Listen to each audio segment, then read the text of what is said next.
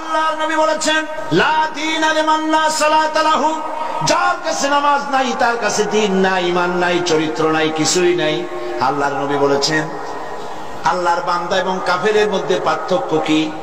পার্থক্য হলো নামাজ। যে নামাজ পড়ে সে আল্লাহর বান্দা, যে নামাজ পড়ে না সে ব্যক্তি কুফরি করলো।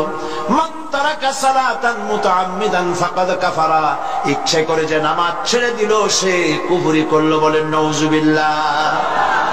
আদমশুমারিতে আপনার নাম মুসলমান থাকতে পারে, ভোটার লিস্টে আপনার নাম মুসলমান থাকতে পারে, পাসপোর্টে আপনার নাম মুসলমান থাকতে পারে, কিন্তু আপনি নামাজ পড়েন না। আল্লাহর কসম, আল্লাহর খাতায় আপনি মুসলমান নন।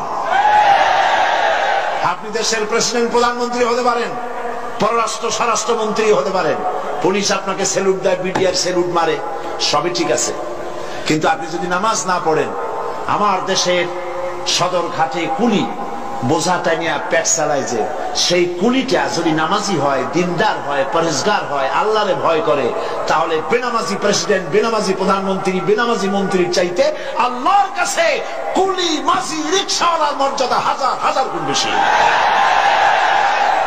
আল্লাহর কাছে কে প্রেসিডেন্ট, কে প্রধানমন্ত্রী, এইটার কোনো দাম নাই। আল্লাহর কাছে দাম কি?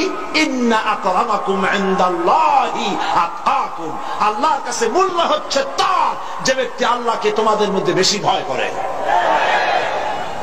নামাজ, মসজিদে যখন দান, কি সাম্য মসজিদ, সুবহানাল্লাহ বলেন।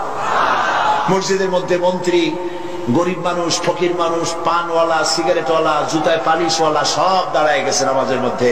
মন্ত্রীর সামনে এক পালিশওয়ালা, জুতায় পালিশওয়ালা দাঁড়ায় গেছে। মন্ত্রী কি বলতে পারবে, বেটা তুই জুতায় পালিশ করিস, আমি মন্ত্রী, তুই জানিস না? সব নইলে তোর পালিশের বক্স শুদ্ধ দোজকে পাঠায় দেবো। পারবে এরকম কথা বলতে? পারবে না, কারণ মন্ত্রী সাহেব এটা ফাজলামি করার জায়গা না, এটা মসজিদ। এখানে তোমারও যা মর্যাদা, ওই রিকশাওয়ালা, কুলি, মসজিদ, ফকির, ভিক্ষুক তার মর্যাদা সমান। বরং তুমি যদি বেনামাজি হও আর ফাঁকি দিতে নামাজ পড়তে আসে থাকো, তো তোমার থেকে ওর মর্যাদা বেশি।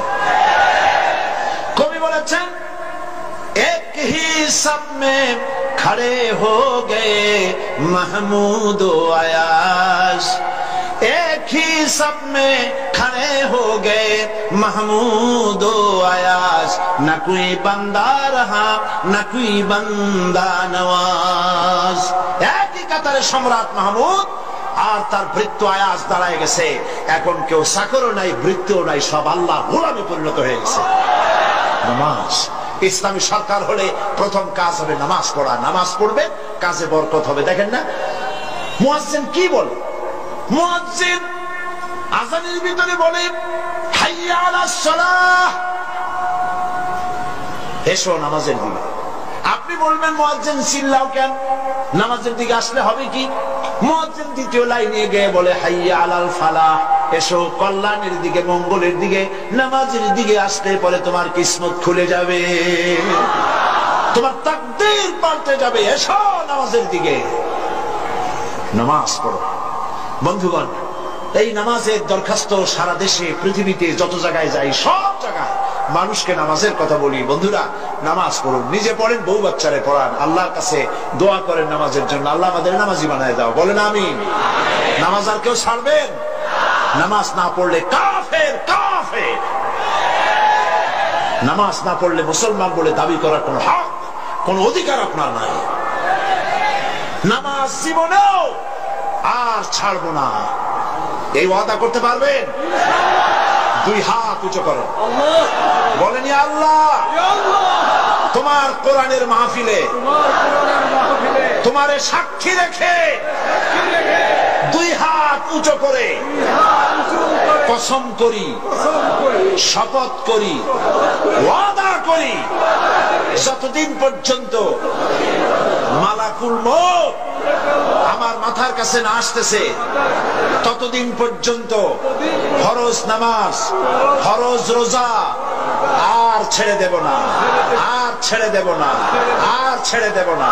এবার চিৎকার দিয়া বলেন, ইয়া আল্লাহ, আজকের এই কসম, আজকের এই শপথ, আজকের এই ওয়াদা আমার মৃত্যু পর্যন্ত আমাকে পালনের তৌফিক দাও। আমিন।